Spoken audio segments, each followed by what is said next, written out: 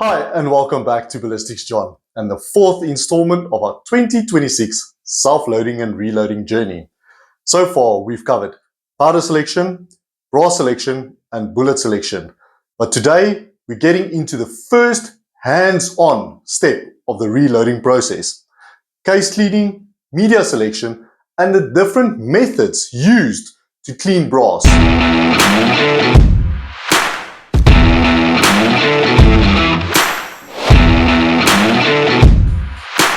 Before we talk about how to clean brass, let's quickly talk about why we clean it in the first place. Cleaning brass isn't about making it shiny for Instagram, it's about removing dirt, carbon and grit that damages your dies, scratch chambers and hide potential issues in the brass. Clean brass makes it much easier to inspect for split necks, cracks, loose primer pockets or other signs that a case has reached the end of its life. One important thing to say up front, clean brass does not automatically make accurate ammo. Consistent brass makes accurate ammo. Cleaning just allows that consistency to happen. Before we go any further, I want to quickly show you something that really helps explain why brass cleaning matters.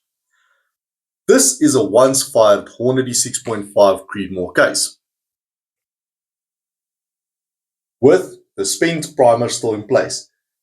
You can already see the carbon buildup at the mouth of the case, and next to it is also a Hornady 6.5 Creedmoor spent case, but with the primer removed. Now you can actually see inside the primer pocket, and this is where a lot of the carbon and residue really builds up. Let's try and get this better focused. There we go. And this is once fired only, and it looks like that. And then next to it is a brand new Lapua case. If you have a look at it, it's totally clean. It's got a uniform primer pocket, no residue, no carbon. And this is what we are aiming to get back to as much as possible through cleaning and prep. So cleaning isn't about making old brass look new. It's about removing this carbon buildup and the residue so we can inspect it properly and get consistent primer seating later on. This is also why some cleaning methods clean primer pockets better than others do, and why decapping before cleaning can make such a difference. I don't know of anyone that actually does not decap their cases before cleaning them, but I've heard it happens, and I thought we should mention it here just to make sure that we cover all the bases. And it also depends on the method that you're using, which we'll get into now further. There are three main ways reloaders clean their brass, and none of them are wrong. Each method has its own pros and cons, and which one you choose really depends on your budget, your time, and what you are trying to achieve. The most common and most affordable method is dry tumbling using a vibratory tumbler. The media it uses is crushed walnut shell for more aggressive clean, or corn cob is used more for polishing than cleaning.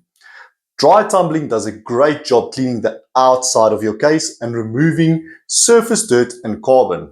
It's simple, it's affordable, and ideal for bulk range brass.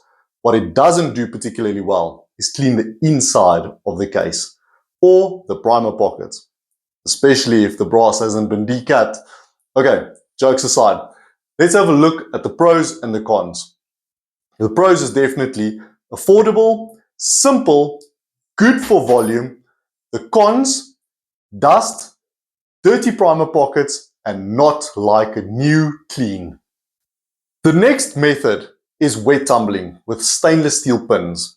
It's very popular with the precision shooters. It uses stainless steel pins, water, detergent, citric acid, or some kind of commercial cleaner. Wet tumbling cleans everything.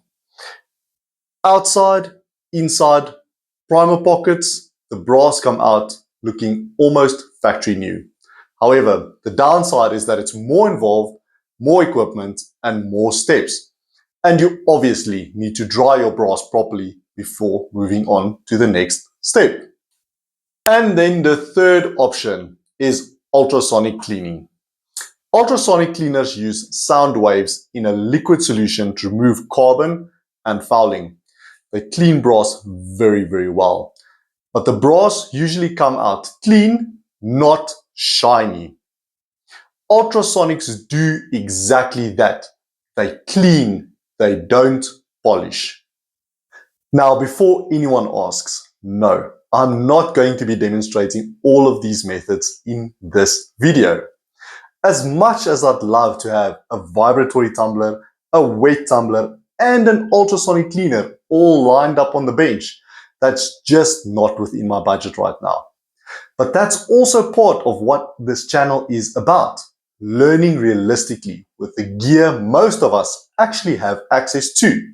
If you enjoy this series and you'd like to support the channel, the easiest way is to like the video, subscribe, and turn on notifications. And if you want to go one step further and help support future gear, testing, and deeper dives like this, you can also join the Ballistics John Patreon page. Every bit of support goes straight back into the channel. Right, back to the journey. Media selection and what really matters. This is where beginners often overthink things. The media choice is about your workflow and not accuracy. So if you take a look at the different media so far, we've got the dry media, which includes the walnut for cleaning, the corn cob for polishing, then we've got the wet media, the stainless steel pins that cleans everything, and then we've got the no media, the ultrasonic cleaner, which uses chemicals that cleans only, but cleans extremely well. Then we get to my personal approach. For this journey, I'm not trying to be fancy. I'm trying to be consistent. I want a brass cleaning method that fits my time, my budget, and the kind of shooting I plan to do. As the series progresses, I might test different methods, but for now, clean, inspectable brass is the goal. To put this into context, this is the order we will be following. 1, we will pick up the brass. 2, we will inspect the brass. 3, we will decap the brass. 4, we will be cleaning the brass. And all of this comes before we ever touch any dies. That's it for episode 4. Case cleaning, media selection, and the different methods available. Now I want to hear from you. How do you clean your brass? Dry tumbling, wet tumbling, ultrasonic, or something else completely? Drop a comment down below and let me know what works for you and why. Next up, we're getting properly hands-on, decapping, resizing, and inspecting brass. Thanks again for watching. Stay safe, shoot straight, and I'll see you guys in the next one.